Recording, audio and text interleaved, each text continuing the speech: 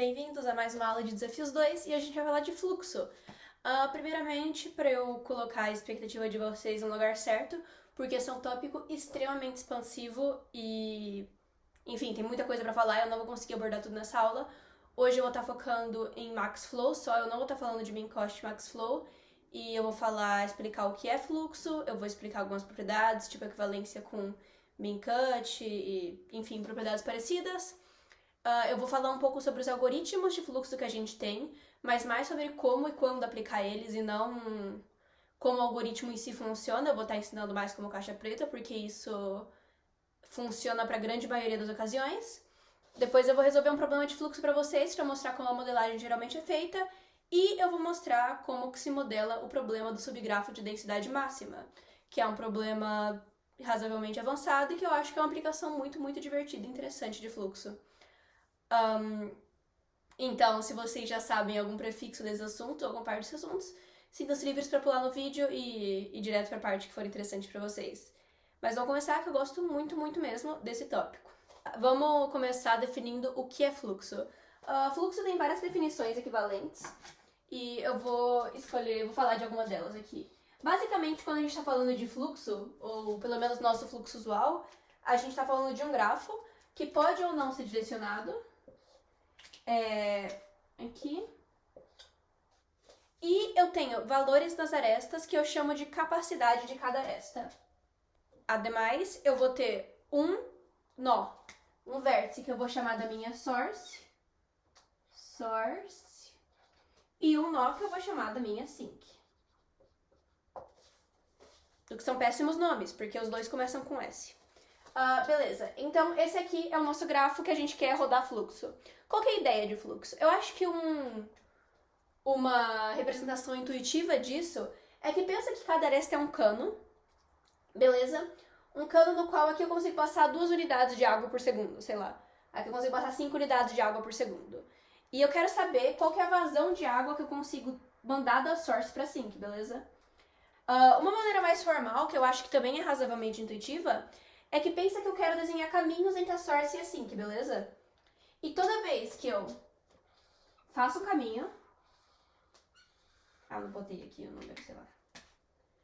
Toda vez que eu desenho um caminho, eu tô usando 1 de capacidade de cada aresta desse caminho, beleza?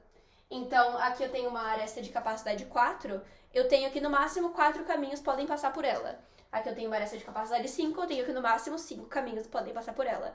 E eu quero saber quantos caminhos que eu consigo ir da source até a sink respeitando essa propriedade. Ok? Então, nesse aqui, por exemplo, vamos lá, eu consigo mandar 2 caminhos aqui. Eu consigo mandar... Aqui também eu consigo mandar mais um caminho, que segue essa mesma rota. E eu consigo... Eu acho que é isso, né, na verdade? Sim. Ok. Então aqui eu consegui desenhar 4 caminhos que começam na source e terminam na sink, sendo que cada aresta, o número de caminhos que passa por ela, é menor ou igual à sua capacidade. Então aqui eu tenho capacidade 2, passam 2 caminhos. Eu tenho capacidade 3, passam 2 caminhos. Capacidade 2, passam 2 caminhos. O número de caminhos que passa por qualquer aresta não excede a sua capacidade. Essa é a ideia de fluxo. E ela é uma ideia muito básica, até, e que às vezes parece até meio arbitrária, mas ela é muito poderosa. Se você quer estudar mais sobre fluxo, eu recomendo que você leia algum livro ou pegue alguma matéria de otimização combinatória, onde as propriedades vão ser mais provadas, isso aqui vai ser explicado com uma definição mais formal e mais bonita. Mas o que eu vou fazer agora é explicar propriedades de fluxo e falar como que a gente pode usar isso de maneiras criativas. A primeira coisa... Aqui eu vou falar que esse valor de caminhos que eu consigo desenhar da source até a sink é o fluxo máximo desse grafo, certo? Um fluxo, na verdade, seria qualquer conjunto de caminhos que respeitasse a propriedade. O fluxo máximo é o maior conjunto de caminhos que satisfaz essa propriedade.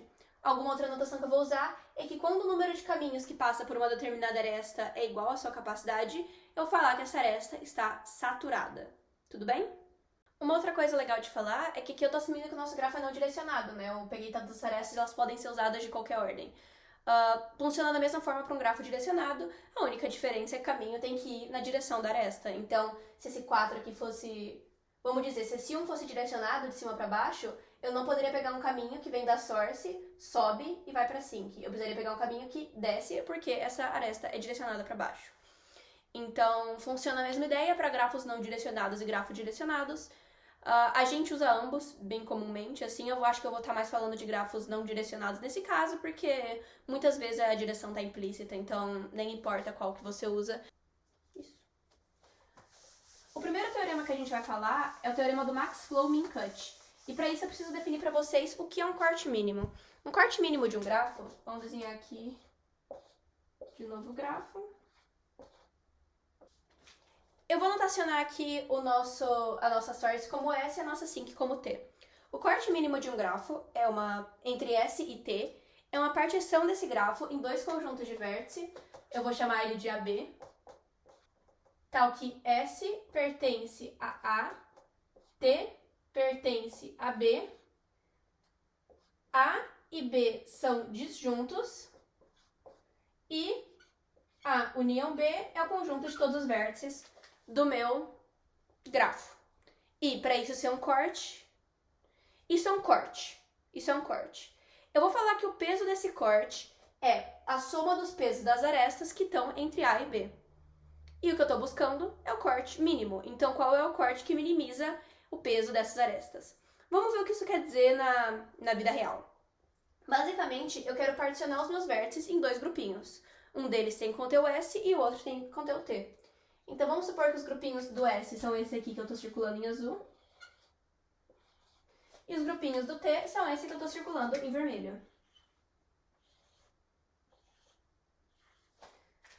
Então, eu tenho aqui que S está no grupinho A, que é o grupinho azul. T está no grupinho B, que é o grupinho vermelho. A intersecção B é vazio, quer dizer que nenhum vértice está em ambos os grupinhos. E A união B é igual a V. Isso quer dizer que todo vértice está em algum dos grupinhos. Então, eu particionei meus vértices em A e B. E, por último, eu tenho qual que é o peso desse corte. O peso desse corte é o peso das arestas que vão de A a B. Então, vamos ver, por exemplo, essa aresta de peso 10. Os dois vértices da ponta dela estão no mesmo grupo, estão no grupo A. Então, eu não conto ela no peso do meu corte. O que eu vou contar é essa aresta 4, que tem uma das pontas em azul e outra ponta em vermelho. Essa aresta 5, que tem uma das pontas em azul e uma ponta em vermelho. Essa aresta de peso 3, que tem uma ponta em azul e uma ponta em vermelho. Essa de peso 8. E é isso. Então, esse aqui vai ser o peso do meu corte. Certo? Eu tenho um peso de 12, 8, 20. Eu tenho um peso de 20 para esse corte, que é igual a 20. Ok? Então, eu quero saber qual que é o corte de tamanho mínimo. O que o teorema de Bincoff-Max-Flow fala é que o valor do meu corte mínimo vai ser igual ao valor do meu fluxo máximo. A ideia para isso é basicamente que, e eu não vou provar isso agora, mas eu vou dar mais ou menos qual que é a intuição. Vamos supor que eu quero pegar o fluxo entre esses dois vértices, certo? Então, eu posso ter 4 de fluxo passando por esse caminho aqui, por exemplo.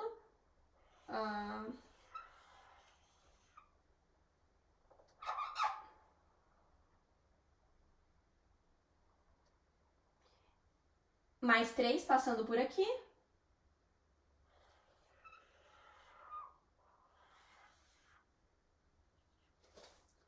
Então, nota que aqui eu tenho capacidade de 10, eu tô passando 3, aqui eu tenho capacidade de 3, eu tô passando 3, capacidade de 4, eu tô passando 4, capacidade de 5, eu tô passando 4, 7, eu tô passando 7 e 9, eu tô passando 7. Então, as arestas, elas estão... Isso é um fluxo válido, né? Nota que eu não consigo mandar mais fluxo, porque não importa qual caminho que eu esteja usando, ele vai ter que passar por essa aresta aqui. E essa aresta já está saturada. Então, eu não consigo enfiar mais fluxo nela. Isso basicamente quer dizer que essa é o menor conjunto de arestas que separa o S e o T. E isso é um corte, né? Então, eu estou basicamente cortando esse grafo em dois. Uma metadezinha que contém o S e uma metadezinha que contém o T.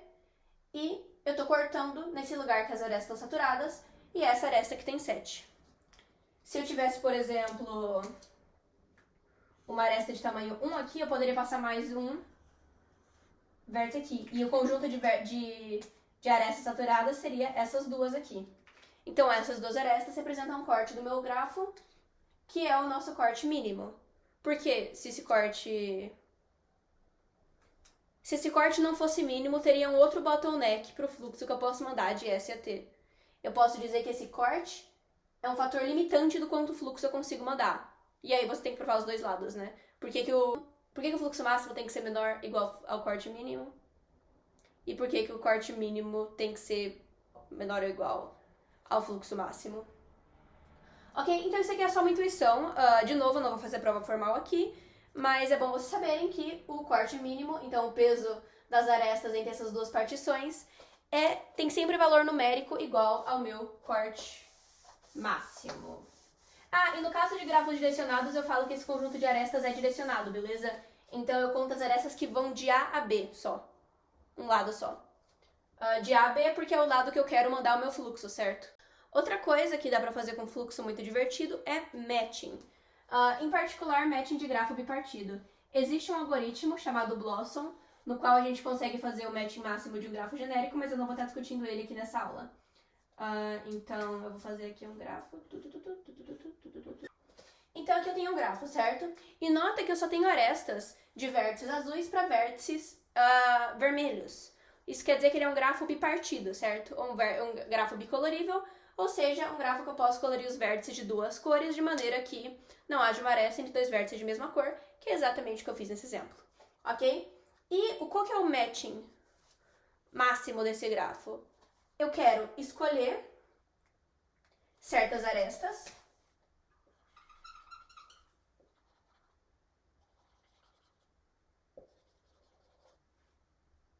tal que nenhum vértice esteja encostando mais de uma aresta que foi escolhida, e eu quero fazer isso escolhendo o máximo de arestas possível, beleza?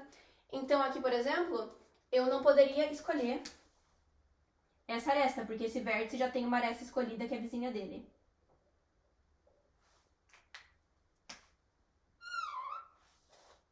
Isso aqui é um matching. Eu quero saber qual que é o matching máximo. Então, qual que é o máximo de arestas que eu consigo escolher sem que nenhum vértice seja vizinho de mais de uma aresta escolhida? Nesse caso aqui, eu tenho um matching de tamanho 4. Vamos ver se a gente consegue um matching de tamanho 5. Eu acho que não, mas talvez tenha. Enfim, e aí o matching de tamanho maior que tem é o nosso matching máximo. E eu consigo resolver esse problema de matching máximo usando o fluxo. Vamos primeiro organizar esse grafo aqui, fazer uma representação dele mais bonitinha? O que eu vou fazer é que eu vou colocar todos os vértices que tem uma determinada cor de um lado e todos os vértices que tem outra cor do outro lado. E aí aqui vai ter as arestas entre eles, certo?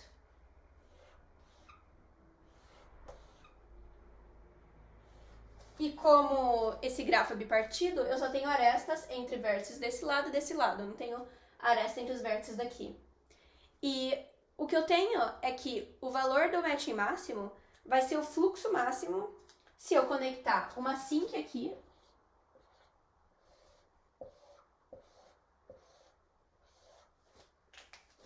e uma source aqui. Aqui a cor das arestas não quer dizer nada, tá? E todas as arestas têm capacidade 1. Então o fluxo máximo vai ser o máximo de caminhos que eu posso escolher entre esses dois caras. Nota que toda vez que eu tô escolhendo um caminho, eu tô escolhendo uma dessas arestas, certo? Eu tô selecionando uma dessas arestas que vai estar no meu matching. Se eu escolher esse caminho, por exemplo, para estar no meu fluxo máximo, é como se eu tivesse essa aresta escolhida. Nota também que toda aresta escolhida aumenta 1 no meu fluxo. Portanto, o fluxo máximo vai ser o fluxo que consegue escolher o máximo de arestas, que é o maior matching do nosso problema, certo? A gente queria maximizar o número de arestas escolhidas entre os vértices azuis e os vértices vermelhos. E nota que, como eu só tenho 1 de fluxo, eu falei que todas as arestas têm capacidade 1, certo? Como só 1 de fluxo pode ir para esse vértice e só 1 de fluxo pode sair desse vértice, eu não poderia ter, por exemplo, duas arestas escolhidas que tocam no mesmo vértice. Porque se duas arestas escolhidas tocassem nesse vértice aqui, eu teria dois caminhos que passam por essa aresta. E isso não pode, porque essa aresta só tem capacidade 1. Então, o fato das arestas que conectam assim que é todos os vértices azuis, e a source é todos os vértices azuis, e assim que é todos os vértices vermelhos, o fato dessa aresta ter capacidade 1 vai garantir pra mim que cada vértice só vai ter uma aresta escolhida no matching, que é o que a gente queria. Dessa forma, problemas de matching eu posso resolver com fluxo. E isso é muito comum, certo? Então, tipo, eu tenho... Usar isso como banda é meio triste, mas, né, tem que ser um negócio mais animalístico. Eu tenho várias vacas e vários bois. E eu quero parear as vacas com os bois pra ter o máximo de bezerros possíveis, certo? E eu tenho certos pares de vacas e bois que se dão bem e, portanto, potencialmente cruzariam. E eu tenho pares de vacas e bois que não se dão bem e, portanto, não gostariam de ter filhos juntos. Então, o que eu posso fazer é, eu posso colocar as vacas aqui, eu posso colocar os bois aqui, e eu ligo uma aresta, os pares de vacas e bois que se dão bem. E eu rodo aqui o algoritmo de maior matching, no caso, o fluxo máximo. E aí eu descubro qual é o máximo de vacas e bois que eu consigo que se cruzem, né, em paralelo. E aí, quando eu rodo um algoritmo de fluxo, geralmente eu tenho informação de quanto fluxo passa em cada aresta.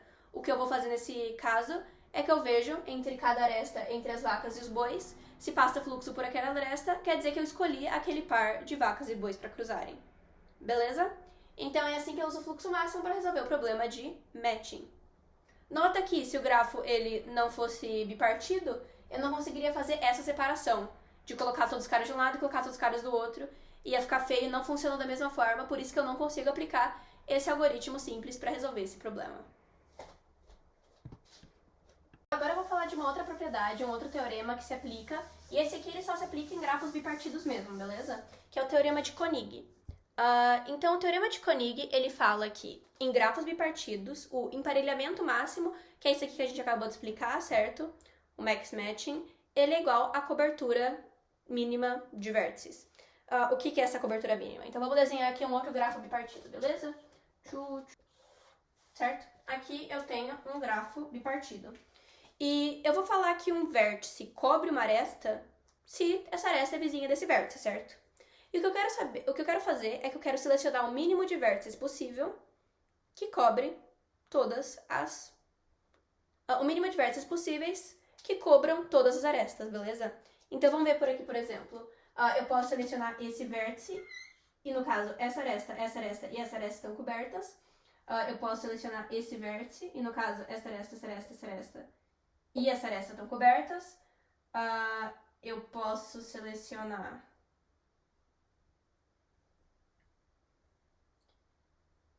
esse vértice, que cobre essa aresta e essa aresta, e esse vértice, que cobre essa aresta e essa aresta. Nota que dessa vez eu peguei todos os vértices azuis, tá? Isso foi coincidência, nem sempre vai ser assim. Mas então agora eu tenho um conjunto de vértices, certo? E se eu pegar qualquer aresta, essa aresta, por exemplo, ela é vizinha de um vértice que eu selecionei. Essa aresta é vizinha de um vértice que eu selecionei, essa aresta é vizinha de um vértice que eu selecionei. E isso é verdade para toda aresta. O que eu quero fazer é que eu quero selecionar o mínimo de vértices tal que toda aresta esteja coberta. Por isso é o min vertex cover. E em grafos bipartidos, e somente em grafos bipartidos, esse número é exatamente igual ao matching. Ele é exatamente igual ao max matching. Então, eu tenho essa primeira equivalência, certo? De que o max flow é igual ao min cut. E eu tenho a segunda equivalência de que em grafos bipartidos, o max matching é igual ao min vertex cover, certo? E é legal saber essas propriedades, porque, por exemplo, eu não ensinei pra vocês como achar o min vertex cover. Mas vocês sabem achar o max matching de grafo bipartido. Se você tiver um problema do tipo, eu tenho cidades e estradas, e eu tenho cidades azuis e cidades vermelhas, e cidades azuis só estão conectadas por cidades vermelhas. Sei lá, qualquer coisa que define que o grafo é bipartido, ou talvez eu tenha cidades e estradas e eu não tenho um ciclo de tamanho ímpar. Enfim, tem cidades listradas e eu tenho cidades azuis e cidades vermelhas. Se cidades azuis só tem estradas para cidades vermelhas e vice-versa. E eu quero que todas as estradas estejam inspecionadas. Eu posso pagar uma cidade para ir e inspecionar todas as estradas que saem daquela cidade. Eu quero saber qual que é o mínimo de cidades que eu preciso pagar para que todas as estradas sejam inspecionadas. Isso quer dizer que eu quero selecionar o mínimo de vértices para que todas as adjacências dos vértices que eu selecionei cubram o grafo todo. Então eu tenho o problema de min vertex cover. E eu não sei resolver esse problema a princípio. Mas se eu ver que é meu grafo bipartido, eu posso transformar isso em um problema de matching. Eu posso transformar esse problema de matching num problema de fluxo máximo, por exemplo. E com isso eu consigo resolver o problema. É só eu rodar o fluxo máximo daquele grafo que eu expliquei pra vocês. Beleza? Então, é assim que esse teorema pode ser usado.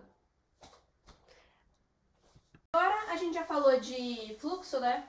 Fluxo máximo e tal. Mas a gente não sabe resolver essa bagaça. E eu não vou falar exatamente como resolver essa bagaça, eu vou falar um pouco dos algoritmos que existem e quando que se usa eles. Particularmente só os algoritmos de fluxo máximo, então nada de min-cost, etc. O primeiro algoritmo que talvez vocês aprendam é o Edmonds-Karp.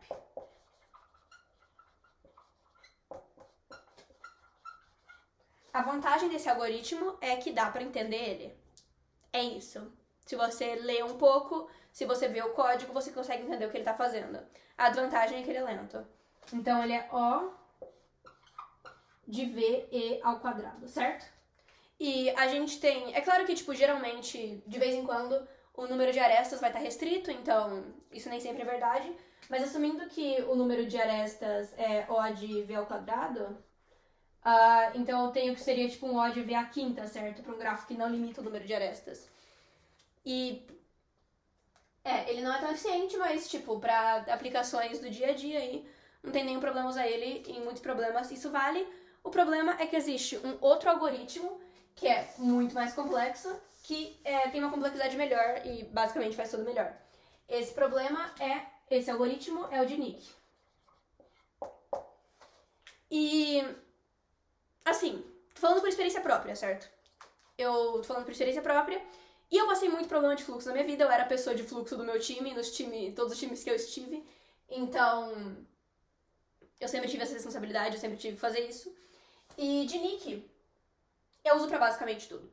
Basicamente todo problema de fluxo eu uso de Nick. Todo problema de fluxo ácido eu uso de Nick. O único problema é que ele é bem grande, ele é bem feio. E é difícil de entender como ele funciona, certo? Então, você pode estudar o de Nick, você pode entender o algoritmo dele, ele é uma otimização do Edmonds-Karp, mas você dificilmente vai saber ele de cor, e você talvez tenha um entendimento mais por cima de como ele funciona, não necessariamente conseguir codar ele de cabeça, que nem um Edmonds-Karp estudando o suficiente você conseguiria, certo? Eu recomendo que vocês copiem ele de uma biblioteca que é bem testada. Mas o legal do de Nick é que ele tem uma complexidade muito melhor, que é O de V ao quadrado E. O que, de novo, de vez em quando o número de edges é restrito, né? Mas assumindo de novo que o número de edges vai ser algo da ordem de V ao quadrado, eu tenho que esse algoritmo é um V à quarta para esse tipo de grafo. Então, é melhor eu dividir por V aqui. Mas você está pensando, uau, V à quarta, que lixo, que algoritmo lento, eu só vou conseguir fazer isso com 100 vértices e nem isso, né? E assim, você tá certo, na teoria eu não devia conseguir rodar um de Nick num grafo unbounded com mais de 100 vértices. Mas fluxo é um bicho esquisito. E de novo, tô falando de experiência própria, tá? Nunca é o pior caso, nunca é o pior caso. Tipo, esse algoritmo, ele é muito melhor do que essa complexidade indica. Apaga essa complexidade da sua cabeça, nunca pensa nessa complexidade e usa o seu feeling. Tipo, se o problema é de fluxo máximo, roda um de Nick e ele tem que passar, sabe? E aí, tipo, você não vai usar um de Nick pra um grafo que tem 10 a sexta vértices, isso não vai rolar. Mas um grafo que tem, tipo, 1000, 5000, rola, sabe? Depende também um pouco das capacidades, depende de como que as arestas estão distribuídas. Então, confia no algoritmo. E aí, se você vê que um problema é de fluxo, é de max flow, manda o de Nick, provavelmente essa é a solução esperada, ele vai passar. E a partir do tempo você vai pegar um feeling melhor sobre a complexidade dessas coisas e quando que pode ser fluxo. Mas é muito difícil fazer um caso que seja o pior caso em fluxo. É muito difícil fazer um algoritmo em que o Dinic realmente é, tipo, vê a quarta. Pior caso, tipo, adiciona as arestas em ordem randomizada, randomiza umas coisas no meio e que com certeza vai conseguir passar pra muito mais eficiente do que isso.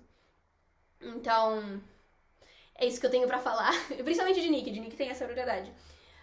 Então, não considerem muito a complexidade dos algoritmos. Eu sei que é uma dica meio estranha, mas não confiem na complexidade que vocês leem. Os algoritmos são muito melhores do que eles parecem. E eu vou falar de um algoritmo que nem todo mundo usa, mas que eu gosto muito, que é Hopcroft-Karp.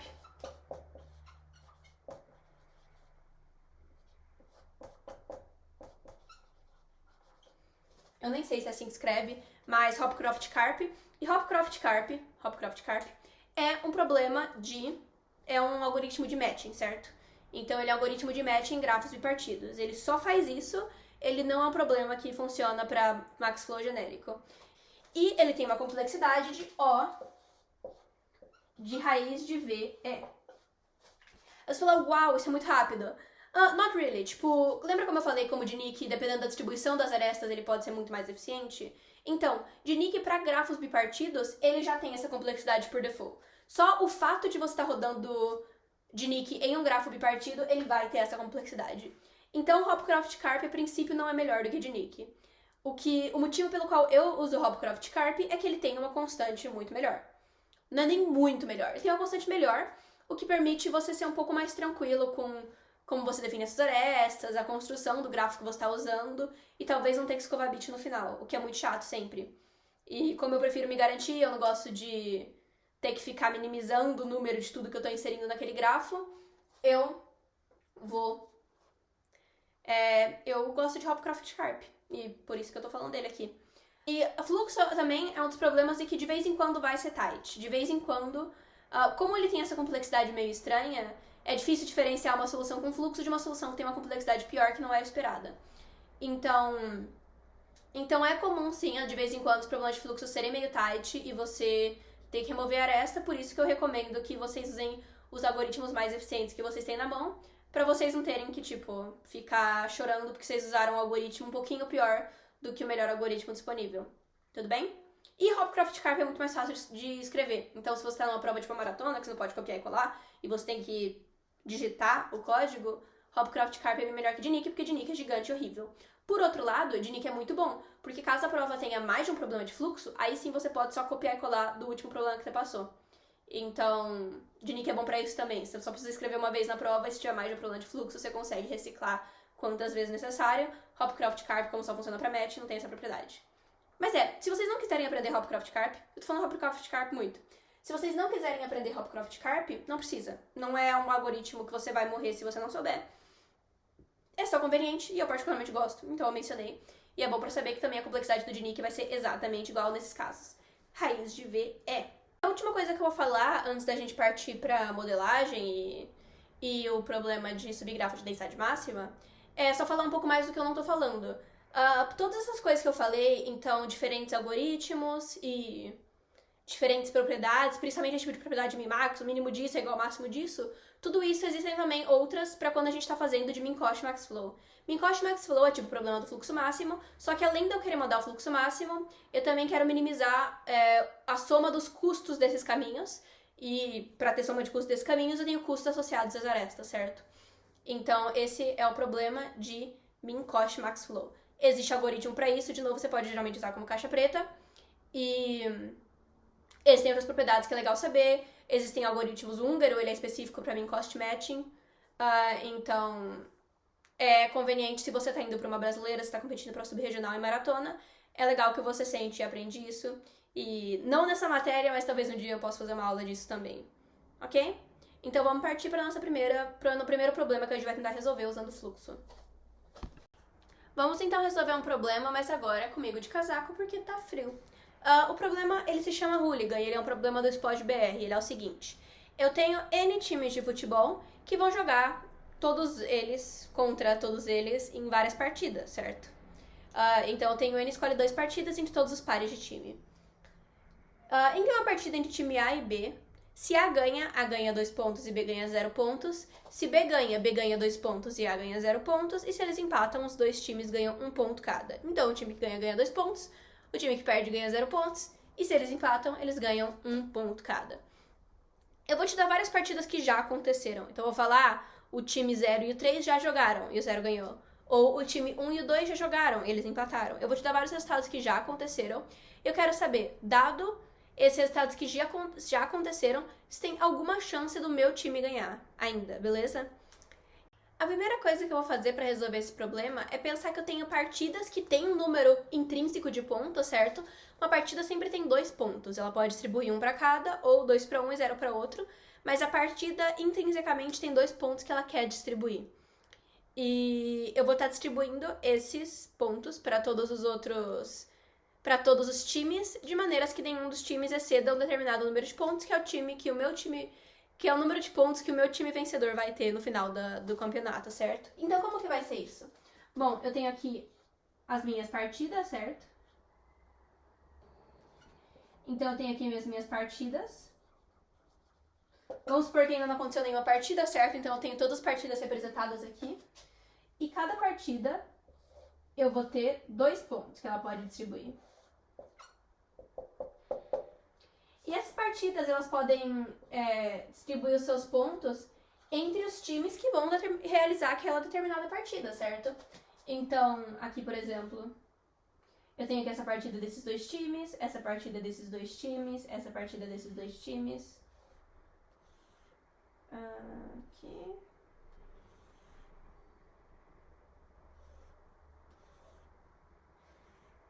Então, eu vou ter algo assim, certo? Esses são os meus times e esses são as minhas partidas.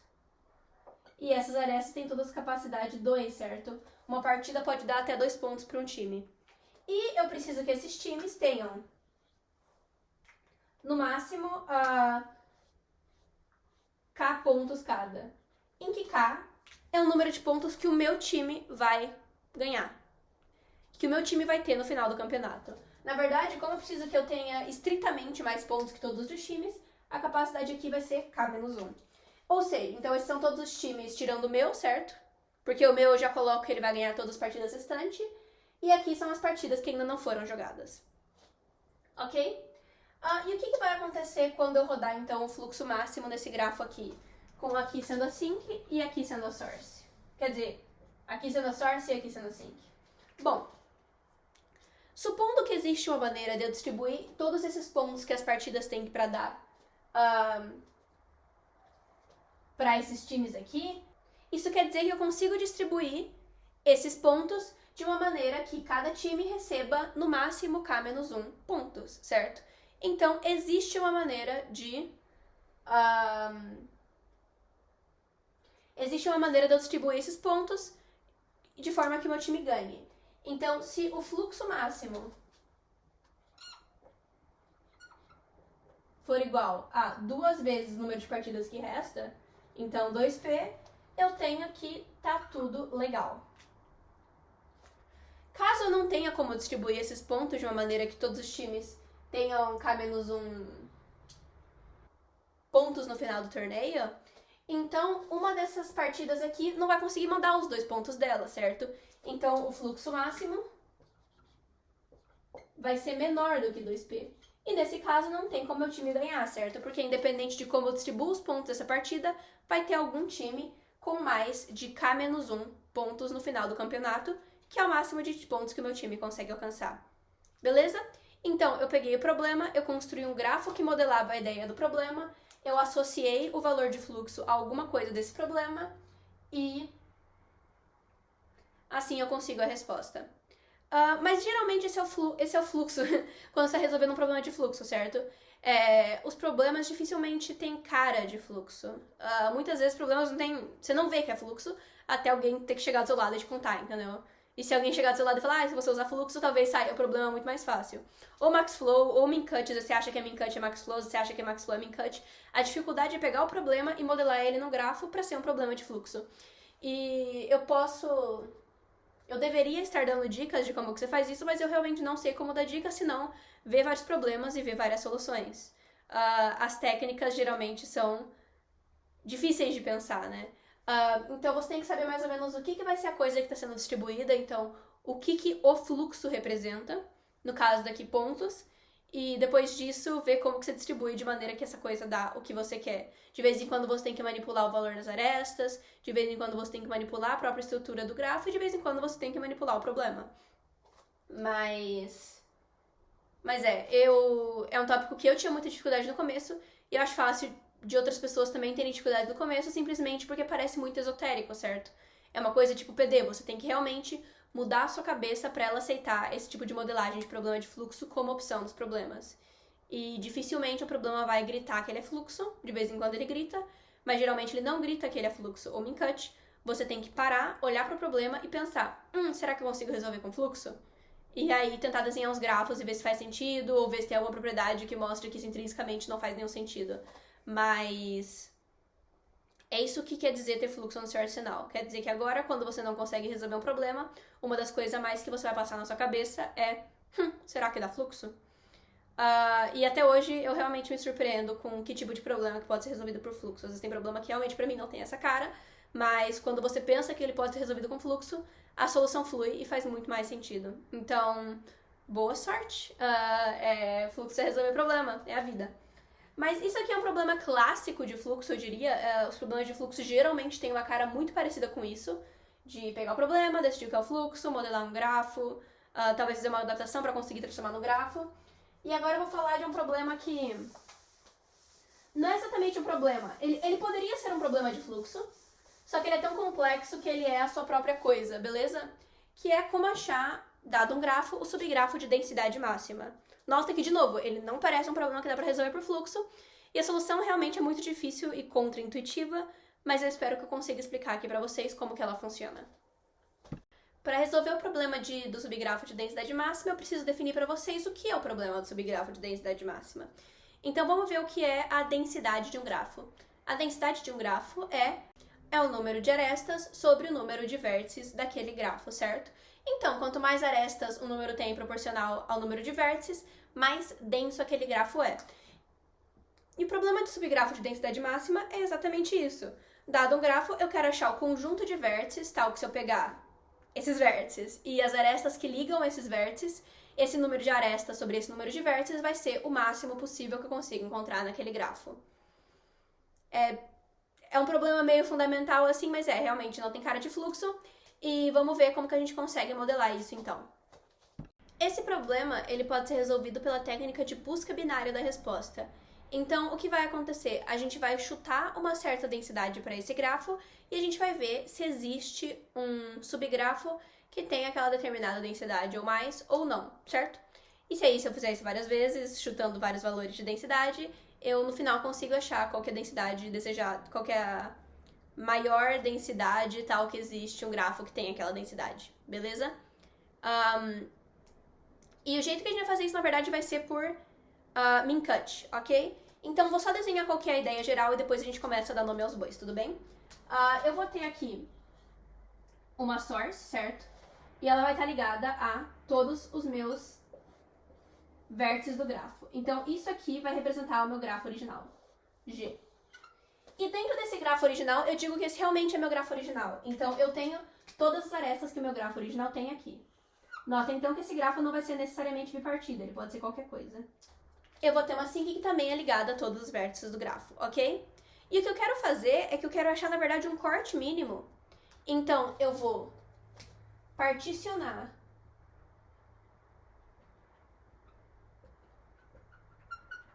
esses vértices do grafo em vértices que estão ligados a T e vértices que estão ligados a S, então isso é um corte. E eu quero que o corte seja de tal forma que, se existe algum vértice que está conectado a S, então existe um subgrafo de densidade pelo menos G. O jeito que a gente vai fazer isso é dando certos pesos a essas arestas. Primeiramente, vamos assumir que esse grafo é só um grafo normal sem peso, e, portanto, o peso de todas as arestas aqui vai ser 1, ok? E a modificação para a versão desse problema em que eu tenho peso nas arestas do meu grafo.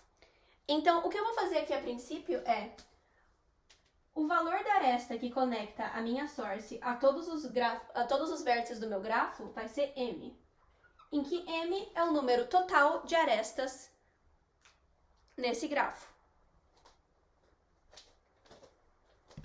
O peso das arestas que é conectado a T vai ser m, então o número de arestas, mais g, em que g é o meu chute de densidade, menos di, em que di é o número de vizinhos que o meu vértice I tem, sendo que I é o vértice que está conectado a sink, então o vértice a qual essa aresta, o vértice do grafo original ao qual essa aresta se conecta. Então lembra que eu falei que eu vou ter um subgrafo dessa densidade quando essa componente aqui não é vazia? Vamos comparar os casos de quando essa componente é vazia do que quando ela não é vazia. Se essa componente ela não é vazia, então eu tenho um custo de nm, certo? Desse corte mínimo, que é o número de vértices vezes esse m que está aqui em todo lugar. Então vamos agora ver o custo se eu tenho algum conjunto de vértices conectado na minha source, né? Então se o meu corte não passa reto aqui. Eu vou falar que o número de vértices que está conectado na source vai ser V1 e o número de vértices, o conjunto de vértices que está conectado na sink é V2, beleza? E qual vai ser o custo desse corte? Bom, para todo vértice que está conectado em V2, eu tenho que o corte passa aqui pelo lado direito dele, certo? Eu quebro a conexão dele com a source. Dessa forma, eu vou ter um custo de tamanho de V2 vezes M, porque M é a capacidade dessas arestas aqui. Analogamente, para todo vértice que está em V1, eu tive que cortar desse lado. Então, eu tenho mais V1 M mais V1 G menos a soma dos graus do vértice de V1, beleza? Então, eu vou falar que é só custo de V1. Sei lá, soma dos graus dos vértices de V1. Eu também tenho todos os caras que eu cortei aqui no meio, certo? Eu tenho todos os caras que eu cortei aqui no meio. E qual que vai ser o custo disso? O custo disso vai ser o número de arestas que estão entre V1 e V2. Então, eu vou chamar isso de custo V1, V2. Vamos agora tentar analisar o que é essa expressão, certo? Eu tenho que V2M mais V1M vai ser simplesmente NM. Certo? Então, esses dois termos aqui são NM. Agora, qual que vai ser a soma dos graus dos vértices de V1? A soma dos graus dos vértices de V1 vai ser 2 vezes o número de arestas entre os vértices de V1 mais o número de arestas que sai de V1, certo? Então, todo mundo que está dentro de V1 eu contei 2 vezes, uma nesse vértice e outra nesse vértice, e também para toda a aresta que sai de V1 e vai para V2, eu contei uma vez no grau do vértice que está em V1. Tudo bem? Então, eu tenho que o custo dos vértices em V1 vai ser as arestas que estão entre os vértices de V1, né, que eu vou chamar de AV1, mais as arestas entre V1 e V2. Mas nota que aqui eu estou somando de novo as arestas entre V1 e V2, certo? Então, cancela. Então, eu tenho NM mais as arestas entre vértices de V1 menos V1 G. Desculpa. Menos as arestas entre os vértices de V1 mais V1G. Ok? E quando que isso aqui vai ser? Aí eu quero saber, né? Porque o corte mínimo pode ser esse ou esse. O que me significa quando eu tenho que isso é menor do que NM?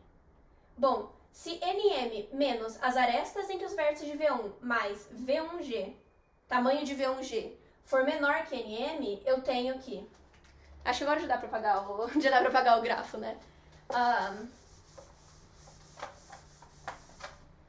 Quando eu tenho isso, eu tenho que menos a V1, né? As arestas que estão dentro de V1, mais tamanho de V1, G, é menor do que zero, então, tamanho de V1, G é menor do que A, V1, as arestas de V1. Então, eu tenho que G é menor do que A, V1 sobre V1. E o que é o número de arestas entre os vértices de V1 sobre o número de vértices de V1? Essa é a densidade de V1, ok? Então, se eu tiver algum subgrafo cuja densidade é maior do que G, eu vou escolher isso aqui como corte. Se eu não tiver nenhum grafo que tenha a densidade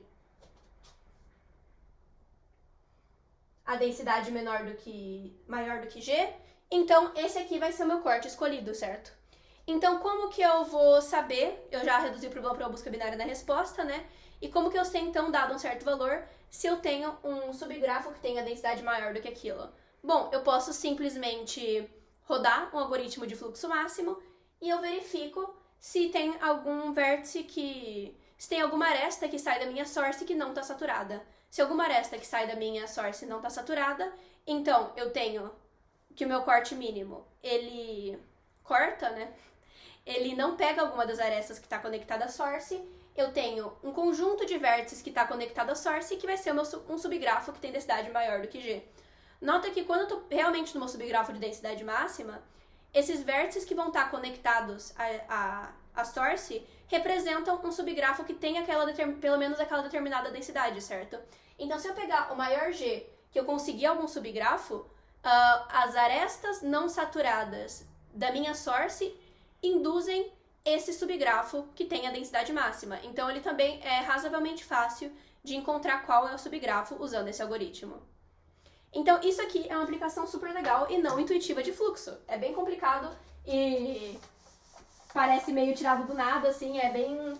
Não acho que muitas pessoas pensariam nisso sozinhas, mas eu acho muito, muito bonito.